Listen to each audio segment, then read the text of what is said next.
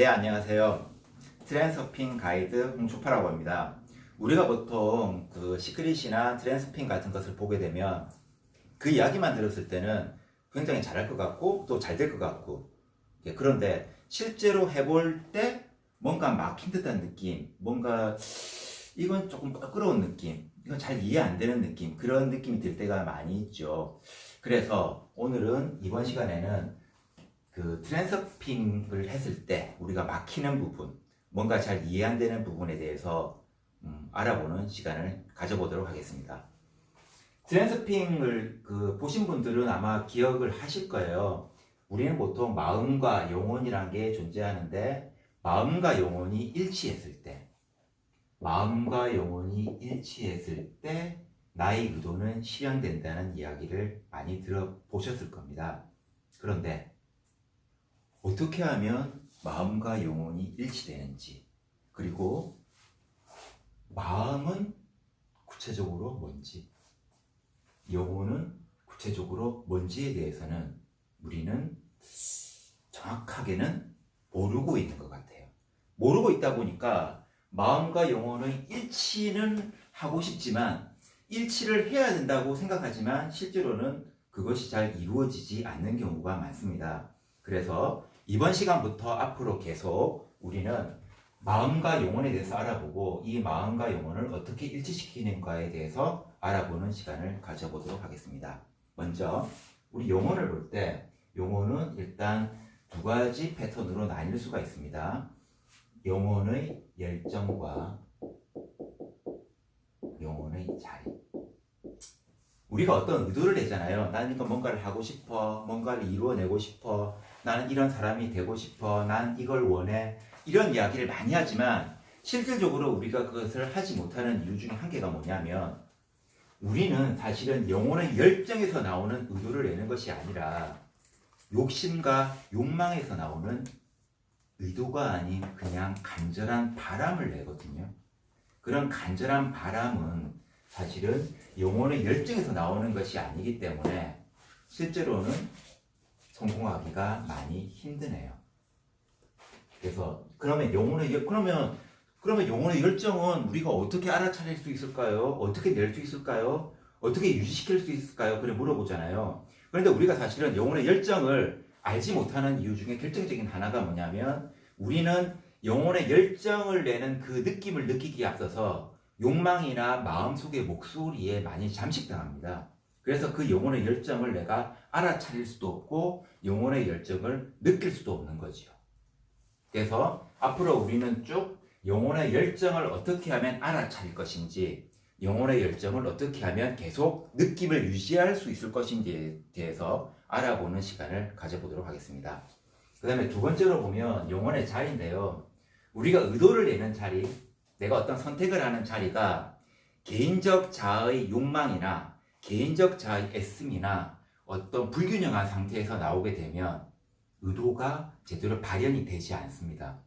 그래서 의도가 제대로 발현이 되고 의도가 이 나오는 자리가 풍요로운 장, 조화로운 자리에서 내가 의도를 낼 때, 선택을 할 때 어떤 우리 의도가 쉽게 그 트랙을 타고 이렇게 발현이 되거든요. 그런 것에 대해서도 한번 알아보겠습니다. 그 다음에 마음도 두 가지 패턴으로 나뉠 수가 있습니다. 우리가 보통 마음을 볼 때,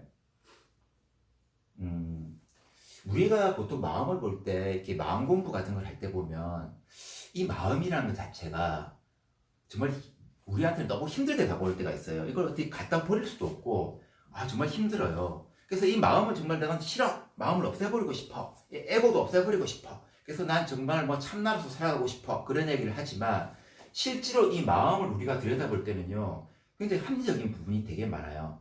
우리가 어떤 일에 부닥쳤을 때 이 마음이 하는 역할 중에 하나가 합리적으로 어떤 측면을 생각하고 여러 가지 측면을 살펴보고, 그래서 어떤 가장 이로운 답을 도출해내는 역할도 하거든요. 근데 어떤 상황에 부닥쳤을 때 몸이나 어떤 마음을 보호하기 위해서 합리적으로 효율적으로 선택하고 판단하는 역할을 합니다. 그런 마음의 합리적이고 효율적인 부분이 트랜서핑이나 시크릿에 딱 부닥쳤을 때 저항을 하기 시작해요. 이건 이해가 안 돼. 이건 좀 맞지 않는 것 같아. 그런데 우리는 어떻게 하냐면 마음 됐고 그냥 밀어붙여. 그냥 여기 선택하면 돼. 인생 트랙을 타면 돼. 이런 식으로 마음은 무시해버리고 계속 밀어붙이게 되거든요. 그렇게 되면 마음은 저항을 하게 되고 당연히 영혼의 열정이나 영혼의 자리에서 선택을 하더라도 거기에 대해서 협조하지 않고 언제든지 그 마음과 영혼이 같이 갈라서게 돼버리거든요. 그렇게 되면서 실제적인 우리 의도가 내는 길을 막아버리게 됩니다. 그래서 앞으로 우리는 이 마음을 어느 정도는 이해시키는 작업이 필요합니다.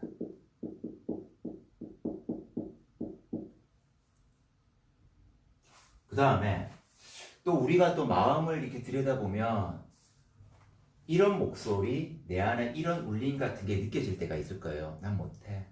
내가 언제 그렇게 한 적이 있었어? 난 무능해. 난 아무것도 하지 못해.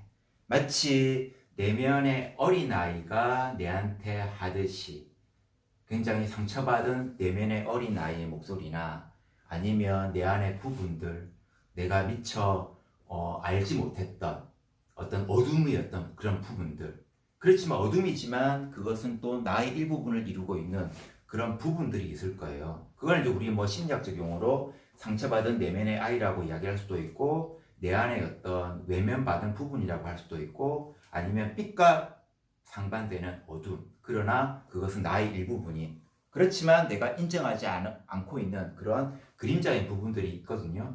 그런 부분들을 우리는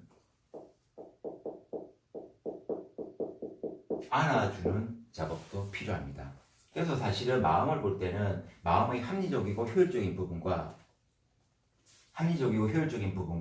마음에서 상처받고 저 구석으로 밀려나 있고 그렇지만 나의 마음의 일정 부분을 차지하고 있는 그런 부분들을 안아주는 작업, 그렇게 해서 마음과 영혼이 일치되었을 때 우리가 의도를 낼 때 뭔가를 이루어낼 수 있게 된다는 겁니다.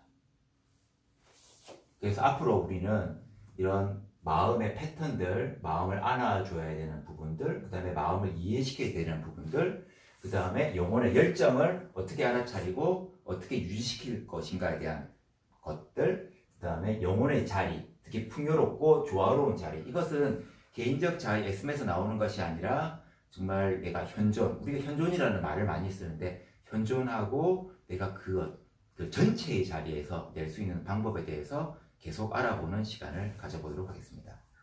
여기까지 하겠습니다.